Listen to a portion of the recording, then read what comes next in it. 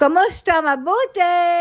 For today's video. For today's video ay dumalaw ulit ang mga apo ni Lola at ngayon naman ay kasama na yung mag-asawa na bagong kasal. Pero bago pa lamang sila dumating ay singgan na naman si Nilush. Wala sa mood ng araw na yan at wala nang ginawa kundi maya't maya ay umiyak. Panay nga ang sabi namin ni Lola na wag na wag mag-ieskandalo pagdating ng kanyang mga apo. Wag na wag iiyak at sisigaw dahil nakakahiya at baka matakot din. Kahit nga anong sabi ko ay talaga namang may oras na kapag sinabihan ko sa halip na tumigil ay lalo pang umiiyak. Ay kung makaiyak nga ay talaga namang habag na habag sa sarili na daig pa ang inape. Akala nyo napakadaling alagaan ni Nilush kapag ganyan ang kanyang sitwasyon. Ay kahit nga yung may pinakamahabang pasensya ay tunay na mauubusan din.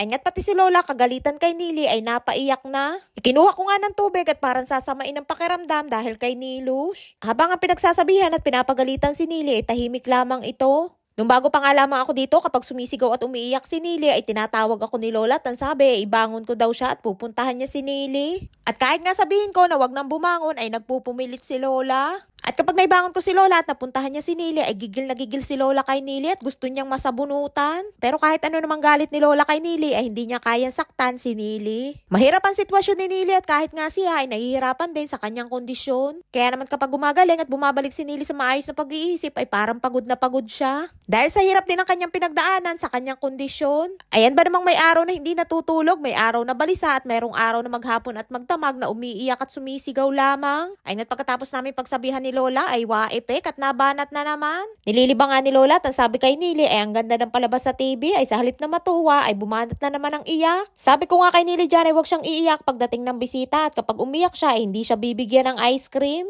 Ay oo daw at hindi daw siya iiyak, tinawag na nga din ni Lola at itinabi na sa kanya.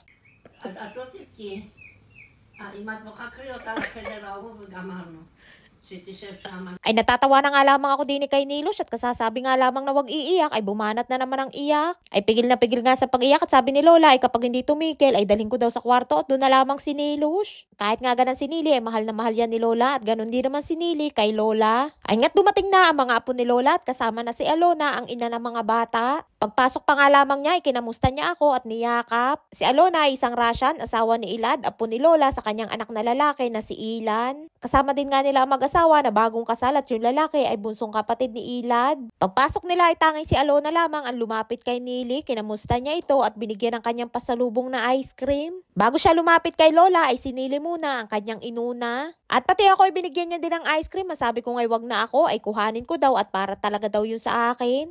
At minsan kapag umuwi siya dito sa Israel ay pinapasalubungan niya din si Lola ng duster. At dahil nga mabait si Alona ay paborito din niya ni Lola. At dahil nga sa Amerika sila nakatira ay kapag umuwi sila dito sa Israel ay lagi nilang dinadalaw din si Lola. Mababait naman ang mga apo ni Lola, yun nga lamang pagdating kay Nili ay tanging mga anak lamang ni Rapi ang malapit kay Nili. Ay nga't nananahimik na si Nilush at busy sa pagkain ng ice cream. Dahil din sa kondisyon ni Nili ay tanging mga pamangkin niya sa kanyang kapatid na lalaki ang hindi malapit sa kanya. Ay nga't habang busy sila sa pagpipicturan ay busy naman si Nili sa kanyang pagkain. Pinicturan ko nga din sila ng lahatan at sabi ko nga kay Nili ay sumama ay ang kaso ayaw ni Nili. Hindi na nga namin pinilit at baka mag-iyak pa. Tamang kwentuhan nga lamang sila sa naging kaganapan sa kasal ng apo ni Lola. At ipinapanood din nila kay Lola yung video ng kasalan. Habang nga sila'y nagkukwentuhan at nagkakasiyahan ay bigla na namang umiyak si Nilush. Pinasamahan na nga sa akin ni Lola si Nili sa kanyang kwarto para doon na lamang si Nili. At dahil panay ang iyak at sigaw ni Nili ay nauna nang umalis ang mag-asawa ni Alona at kasama yung kanilang anak na panganay. Nagpaiwan yung anak na bunso at sasabay na lamang sa mag-asawa na bagong kasal.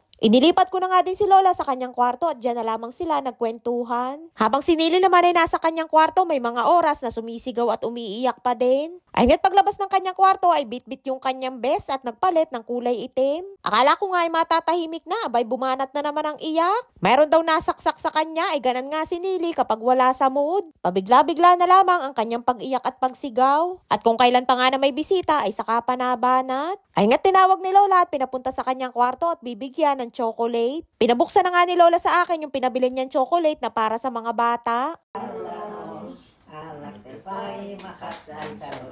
Yes, yes, listen.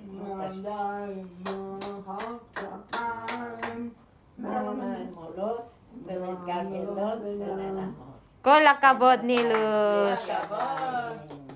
Asabaw na si Sana tumbang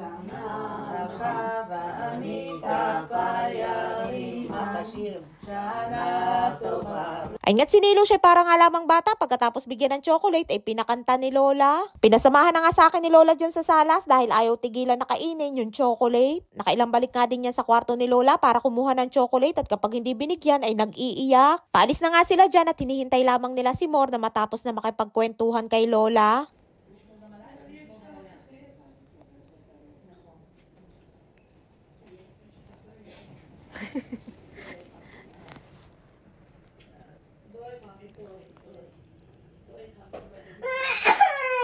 Nili!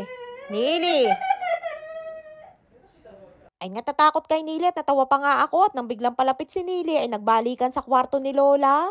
Ayan ang dahilan kung bakit hindi malapit kay Nili ang iba niyang pamangkin dahil sa kanyang kondisyon. Kaya kapag pumupunta sila dito ay hindi nila pinapansin at hindi nila nilalapitan si Nili. Minsan nga ay naiisip ko paano pag nawala si Lola, pupunta pa kaya din sila dito sa bahay para dalawin din si Nilush. Ay nga't umalis na sila at hindi na nga din sila nagpaalam kay Nili. Ay siya hanggang dito lamang ating kwento for today's video. Maraming po salamat sa inyong support at laging panonood. Mag-ingat po kayo palagi. And please subscribe to my YouTube channel. Please follow and share. Salamat!